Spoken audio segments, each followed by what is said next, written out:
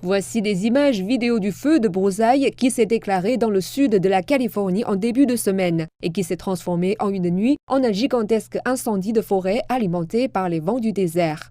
Nous avons d'abord senti une odeur de fumée et nous savions que cela venait de la direction de Santa Ana, ce qui est toujours dangereux pour nous. J'ai donc décidé de vider les réservoirs. Avant que je n'y parvienne, des camions de pompiers se sont mis à circuler en demandant que tout le monde sorte.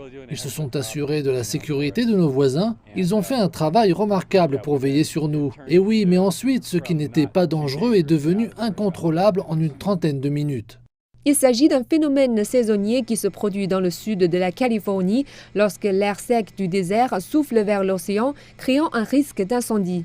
L'incendie des hautes terres de cette semaine a obligé le comté de Riverside à donner un ordre d'évacuation à environ 85 km au nord de San Diego.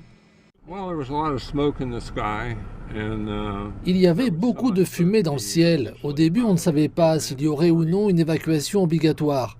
Et elle a été rendue obligatoire par des voitures des forces de l'ordre venues, leurs gyrophares rouges et bleus allumés, et nous demandant à tous par haut-parleur de partir. Des ordres d'évacuation ont été émis pour 4000 résidents, dont un camp de camping-car.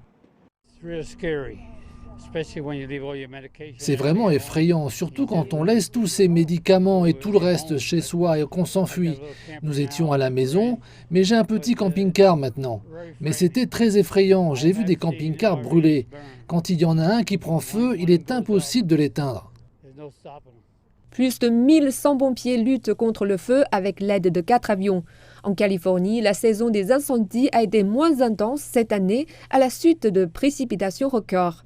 Mais on ignore quand l'incendie pourra être circonscrit, des vents forts et secs aidant attendus le reste de la semaine.